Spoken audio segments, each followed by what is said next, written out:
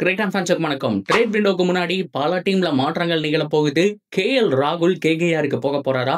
KKR உடைய head coach மறுபடியும் யாரா இருக்க போறாங்க? அண்ட் சிஎஸ்கே உடைய நியூ பவுலிங் கோச் யாரு அப்படிங்கிற கம்ப்ளீட் அப்டேட் இந்த வீடியோல பார்க்க போறோம். அதுக்கு முன்னாடி ஃபர்ஸ்ட் டைம் சேனலுக்கு வரீங்கன்னா மறக்காம சப்ஸ்கிரைப் பண்ணி சப்போர்ட் பண்ணுங்க. அப்போ அப்டேட் எல்லாமே உங்களை வந்து சேரும். சரி வாங்க வீடியோக்குள்ள போலாம். ஃபர்ஸ்ட் ஆஃப் ஆல் ரொம்ப முக்கியமாக கேஎல் ராகுலுடைய ட்ரேட்லேருந்து போயிடலாம். டெல்லி கேபிட்டல்ஸுக்கு செம்மையான ஒரு பிளேயராக மாறிட்டாரு, அந்த டீமில் செட் ஆகிட்டாரு. அண்ட் ஒரு டீசெண்டான ஒரு சீசனாகவும் போச்சு அவருக்கு அப்படின்னு சொல்லி ஆகணும். ஸோ ஆரம்பத்தில் அவங்க விளாண்ட ஒரு 8 கேம் 9 கேம் பார்க்கும்போது டிராஃபியை இவங்க கையிலேயே கொடுத்துடலாம் அப்படிங்கிற மாதிரிலாம் பேசிட்டு இருந்தாங்க. அதுக்கப்புறம் பவுலிங் யூனிட் பயங்கரமாக தடுமாறுச்சு. என்னதான் பேட்டிங் யூனிட் மேஜிக் 200 அடிக்கிற அளவுக்கு பொட்டன்ஷியல் இருந்தாலுமே அந்த 200 தாண்டி 250 கொடுக்குற அளவுக்கு பவுலிங் யூனிட் மாறிட்டாங்க. மிச்சல் ஸ்டாக் இல்லாமல் அவர் லாஸ்ட் ஒரு 3 கேம் விட்டுட்டு போனதுக்கப்புறம் ஸோ பெருசாக அவங்களுக்கு சப்போர்ட் பண்ணுறதுக்கு யாருமே இல்லை. நட்டுவெல்லாம் முன்னாடி இருந்தே ட்ரை பண்ணியிருக்கணும். ட்ரை பண்ணாமல் ஒரு 10 கேம் 12 கேம் அப்படியே வச்சுருந்தாங்க. ஸோ பல மிஸ்டேக்ஸ் அப்படிங்கிறது பவுலிங் யூனிட்டை ஆட்டி விட்டுருச்சு. ஸோ அதனால தான் அவங்களுக்கு ஏகப்பட்ட பிரச்சனை ஏற்பட்டுச்சு. சரி, ஓகே. இப்போ நட்சத்திர வீரராக டெல்லியில் இருக்கும்போது கேகேஆர் அவரை வந்துட்டு அப்ரோச் பண்ணியிருக்காங்க அப்படிங்கிற அப்டேட் தான் இப்போ வந்திருக்கு. ஸோ ஆக்சுவலாக என்ன பிளான் அப்படின்னா வெங்கடேஷ் ஐயருக்கு ஒரு 23 கோடி இருக்கு. ஸோ நெக்ஸ்ட் அடுத்த சூப்பரான ஒரு கேப்டன் யாரு? என்னதான் அஜன்கே ரஹானேவெல்லாம் நம்ம சொன்னாலுமே அவர் கண்டிப்பாக அடுத்த ஒரு 5-6 வருஷத்துக்கு டீமை லீட் பண்ண போறாரு. ஒரு 10 வருஷத்துக்கு டீமை லீட் பண்ண போறாரான்னு கேட்டால் கிடையாதுங்க.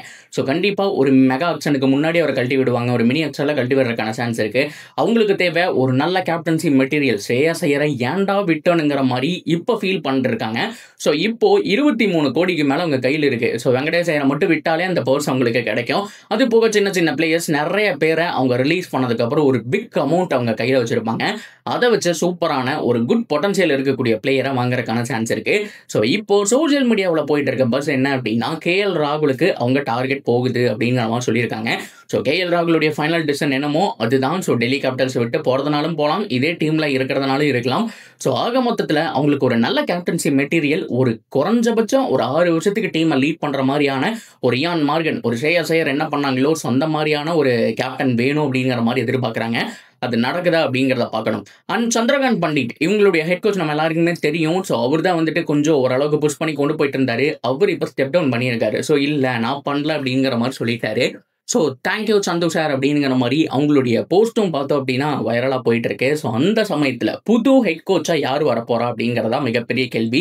எல்லாருமே ஏஆன் மார்கன்ங்கிற மாதிரி கமெண்ட் செக்ஷனில் தெரிக்க விட்டுட்டு இருக்காங்க. செம்ம பிளேயரு அண்ட் திஸ் டீமை அவர் அவ்வளோ தூரம் கொண்டு போகிறதுக்கு நல்ல பொட்டன்ஷியல் இருக்கு. இப்போ கம்பீரும் இல்லை, ஸோ மற்ற பிளேயர்ஸும் யாரும் சப்போர்ட்டுக்கு வரல. ஸோ யார் ஹெட் கோச்சாக வரணும் அப்படிங்கிற மாதிரி யோசிக்கும் போது ஏஆன் மார்கன் ஒரு குட் ஆப்ஷன் தான். அவர் வந்தார் அப்படின்னா கேகேஆரை மறுபடியும் தூக்கி நிறுத்துறதுக்கான சான்ஸ் இருக்கு. அண்ட் ஆல்ரெடி 3 டிராஃபிஸ் இங்கிருந்து புஷ் பண்ணி போறதுக்கான வாய்ப்பும் அதிகமாக இருக்குங்கிறதுல மாற்றமே இல்லை. ஸோ பொறுத்திருந்து பார்ப்போம் கேகேஆருடைய ஃபியூச்சர் எப்படி இருக்கு அப்படிங்கிறத நம்ம எல்லாமே பொறுத்திருந்து பார்க்கணும். அப்படியே கட் பண்ணிட்டு இந்த சிஎஸ்கே பக்கம் போனோம் அப்படின்னா ஸோ அவங்களும் ஒரு சில சேஞ்சஸ் பண்ண போறாங்க அப்படிங்கிறத கன்ஃபார்ம் ஆயிருக்கு. சிஎஸ்கே கூடிய நியூ பவுலிங் கோச் யாருங்கிற கேள்வி ரொம்ப நாளாக இருந்தது. பல பேர் வந்துட்டு இவர் வராரு அப்படிங்கிற மாதிரிலாம் சொல்லியிருந்தாலுமே கூட ஸோ இப்போ பரத் தருண் அவர் தான் பார்த்தோம் அப்படின்னா சிஎஸ்கே கூடிய நியூ பவுலிங் கோச்சா இருக்க போறாரு. எஸ், இந்தியன் டீம்ல இதுக்கு முன்னாடி இருந்திருக்காரு, டெஸ்ட் பிளேயராக விளாண்டுருக்காரு. ஸோ நிறைய சாதனைகள்லாம் பண்ணியிருக்காரு. அப்படின்னாலுமே கூட சென்னை சூப்பர் கிங்ஸுக்கு இப்போ பவுலிங் யூனிட் தான் ரொம்ப முக்கியம். பேட்டிங் யூனிட் எப்படியோ அவங்களுக்கு 200 அடிக்கக்கூடிய அந்த பொட்டன்ஷியல் வந்துடுது. சேசிங்கில் தான் பேட்டிங் தடுமாறிட்டு இருக்காங்க. பட் இருந்தாலுமே இந்த யங் டீம் பார்க்கறதுக்கு நல்லா இருக்கு. அண்ட் ஆக்ஷனில் இல்லைன்னா ட்ரேட் விண்டோவில் ஒரு சில பொட்டன்ஷியல் இருக்கக்கூடிய பிளேயர்ஸ் எல்லாம் எடுத்து போட்டோம்னா கன் மாதிரியான ஒரு சைடாக மாறிடும். ஆனால் பவுலிங்கை பொறுத்த வரைக்கும் மத்தீஸ் பத்திரானாவுடைய இம்பாக்ட் வரல. அண்ட் அன்சுன் கம்போஜ் அவர் இப்போ தான் ஸ்டார்ட் பண்ணியிருக்காரு, அவர் டியூன் பண்ணணும். ஸோ அது மட்டும் இல்லாமல் கலீல் அகமது பவர் பிளேயில் போடணும், எந்த இடத்துல யார் ஓவர் போடணும், ஸ்பின்னர்ஸுக்கு எப்போ கொடுக்கலாம், பிஃபோர் பவர் பிளேவா ஆஃப்டர் பவர் பிளேவானுங்கிற மாதிரி பல டிஸ்கஷன் சிஎஸ்கேக்குள்ளே போயிட்டு இருக்கு. இந்த சீசன் மிஸ் பண்ணதுக்கான காரணம் எல்லாமே சரியா போகல அப்படின்னாலுமே கூட பவுலிங் யூனிட் சாலிடா இல்லை. ஒரு பக்கம் நூர் அகமது மட்டும் போராடிட்டு இருந்தாரு, அன்சுல் கம்போஜை லேட்டாக கொண்டு வந்திருந்தாங்க. அண்ட் பத்திரானாவுடைய ஃபுல் பொட்டன்ஷியல் நம்ம பார்க்கவே கிடையாது. அவருடைய ஒரு 30% தான் நம்ம பார்த்தோம். 100க்கு 30% தான் அவருடைய பவுலிங் நம்ம பார்த்தோம். மேபி இன்ஜுரி ஒரு கன்சர்னாக இருக்கலாம். ஸோ இந்த மாதிரி பல விஷயங்கள் இருக்கு.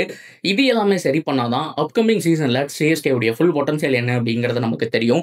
ஸோ ஆர்சிபி மாதிரியான பவுலிங் யூனிட் நம்ம பார்த்துருப்போம். ஒருத்தர் நாளா பண்ணலைனாலும் சப்போர்ட் பண்றதுக்கு பயங்கரமான பிளேயர்ஸ் இருக்காங்க. ஹெஸ்லூட் இருந்தாரு, எஸ்தயல் ஸ்லோவர் 1 நாளா போட்டாரு, எக்ஸ்பீரியன்ஸான பொவி இருந்தாரு. ஸோ இந்த மாதிரியான பவுலிங் யூனிட் நிறைய டீமுக்கு கிடைக்கல.